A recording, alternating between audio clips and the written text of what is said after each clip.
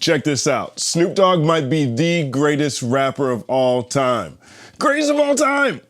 It's all happening. Static selector. Do the math. 25 years, 30 million records sold worldwide, 15 solo projects, scores of mixtapes and collaborative releases, 2 classic projects. The first one, The Chronic. It's impossible to understate the importance of The Chronic, and Snoop's all over it. He's a writer on 13 of the 16 songs, which is super significant. It's like Rae and Ghost on the Purple Tape, only if Ghost helped write for Rae too. He talked about it with MTV and Bill Bellamy back in the day. Roll the clip out. So I came down and just started writing songs for him, and then I started writing songs for him involving me, so we can make it a real big plan, you know what I'm saying? And it just worked out like that. Throwback, young, fresh-faced Snoop. Now, he would go on to leverage that situation into an opportunity to put on the Dog Pound. DPG would go platinum as well. Corrupt described the landscape to me in a conversation we had back in 2013. He said, Snoopy wrote the majority of everything. That's how Daz got in the game. Snoop wrote most of his verses, and after that, Doggy Style was coming, and John Singleton wanted Snoop, and John was like, anything with Snoop on there is good, so we utilized the Dog to get me and Daz in the game. Snoop did it again in 1993 with his solo debut album Doggy Style. Major impact, 5.5 million records sold. Rolling Stone said it was one of the 100 best albums of the 1990s. It came in at number 14. The Source gave it 4 out of 5 mics at first, then rounded their rating up to 5 out of 5 mics, a perfect score because that's how good Doggy Style is. In an interview, Snoop said he named it Doggy Style because he was coming through the back door of the industry. One of my favorite interviews with Snoop. Murder Was the Case is my favorite joint on the project. It's one of the first ones that I remember hearing where a rapper was arguing with the devil for his life. We'd see DMX do it later. We'd see Kendrick Lamar do it later as well. Ironically, in 1993, Snoop would also end up being charged with murder in the shooting death of Philip Waldemariam. He and his bodyguard, Snoop and his bodyguard, would both end up getting off on those charges in 1996, fortunately. But overall, 1993 was such a great year for Snoop Dogg. Complex named Snoop the greatest rapper of 1993. They said that Snoop's blueprint would influence both carbon copy artists like Da Brat and Domino, and even subtly affect the music of the Notorious B.I.G. and Jay-Z. The future East Coast Titans, who had rapped like Mr. Funky of Lords of the Underground and the Fushnikins respectively, noticeably decompressed their flows, letting words and lines breathe in the wake of Doggy Style, among other East Coast artists. Snoop's freestyle game has been official as well. People have been touting his skills freestyling off the top for over 2 decades. Reggie Williams, AFH CEO, he was senior vice president of BET Networks back then. He recalls Snoop being one of the only artists who would come through and actually freestyle on The Basement. Stat Quo and I had a conversation in 2013 where he described Snoop as one of the illest freestylers on the low. Snoop visited Big Boy on Real 92.3 a couple of years back. Here he is freestyling at nearly 50 years old. Roll the clip out. Big Boy got back on the radio. Snoop Dogg came through, I heard a beat him quick. I said, you better let me get a verse on it. He said, cool. He said, pause. He said, dog, you the best and you break laws.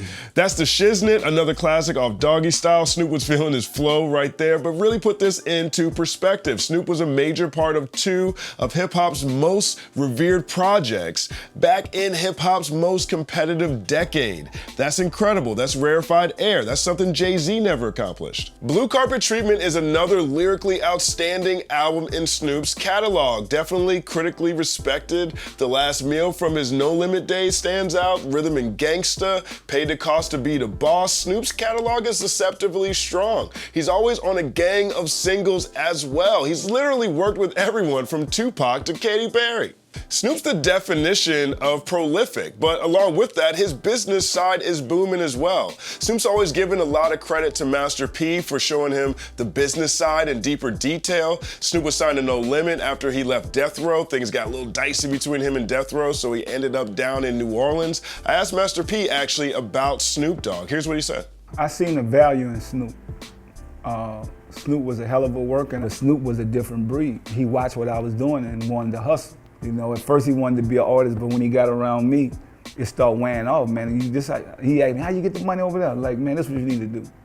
You need to go out and reach out to these sponsors. You need to go out and do this. He started doing it. You know, you got to get rid of some of these people off your team. Get experts on your team. Get good people around. Get people that's going to work when everybody else sleep. You know, that's what a real entrepreneur is. You got to be able to see the vision when nobody else don't see it. At first, he wanted to be an artist. Now that's an interesting statement when you think about Snoop. I mean, Snoop's put out so many different projects. I never actually felt like he's one of those artists who sacrificed the art for the business side though. Like if you really look at a project like Snoop Lion, he changed his name to Snoop Lion and went Rastafari on Reincarnated. He put out a funk album with Damn Funk and went Snoopzilla. Teamed up with Pharrell and made Bush, which is a R&B pop kind of album.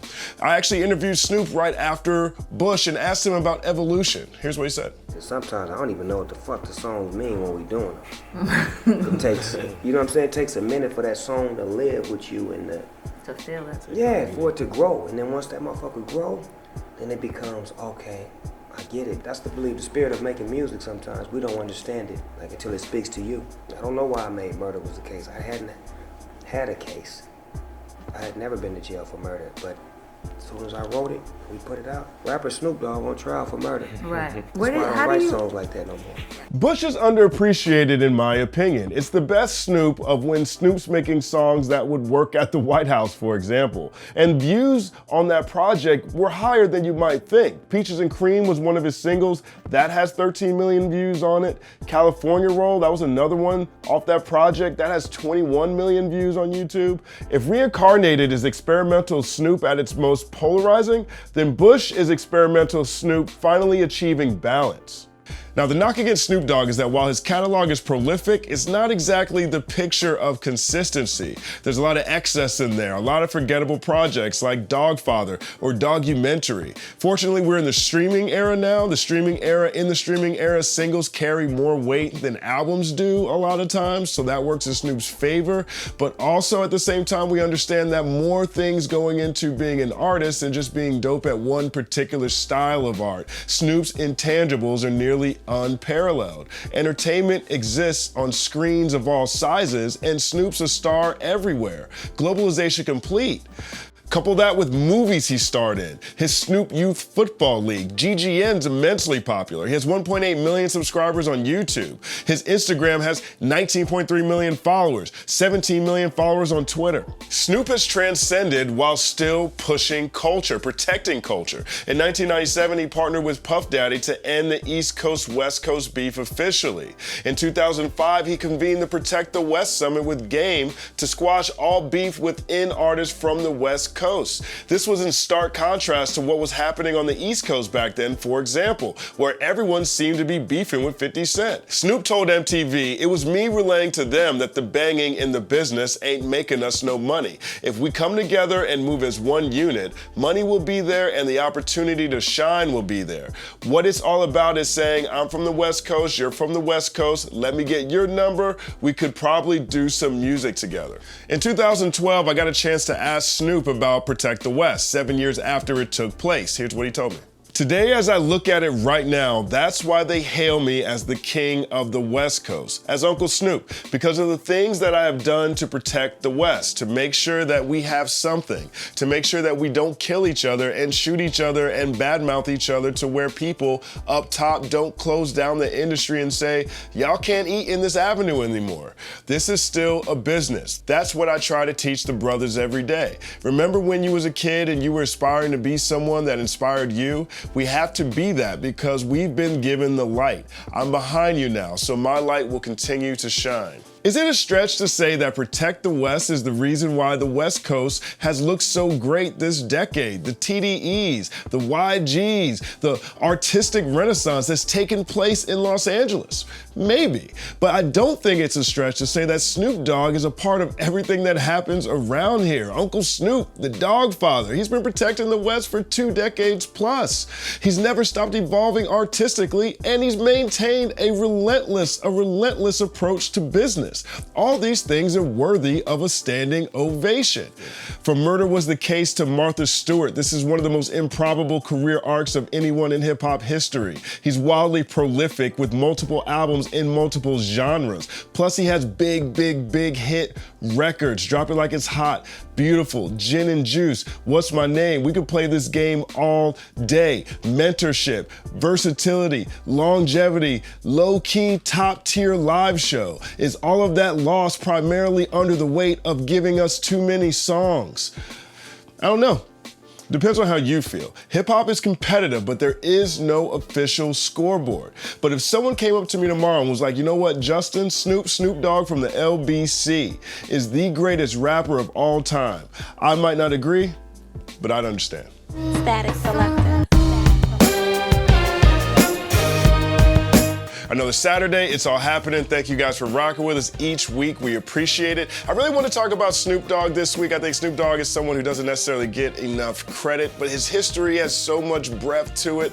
It's very difficult to cover that in 10 to 15 minutes, so to speak. I may revisit this and do a longer edition, which is something I've been considering for some of these GOAT pieces. I left a couple of comments in Reddit a couple of weeks ago, which I think a few of you did see, about my plans for Lupe Fiasco coming up. So maybe that's how these larger artists should be handled going forward. Anyway, what do you guys think? Where does Snoop rank on the all times list? Part of this discussion started with me just looking at different rankings on different publications, whether they're major ones or whether they're just things posted in different forums, and his name is rarely put into that catalog. If you agree, let me know why. If you disagree, share that too. Like and subscribe to this channel, follow @TheCompanyMan on everything. Make sure you hit that subscribe button, hit the bell too. It's all happening.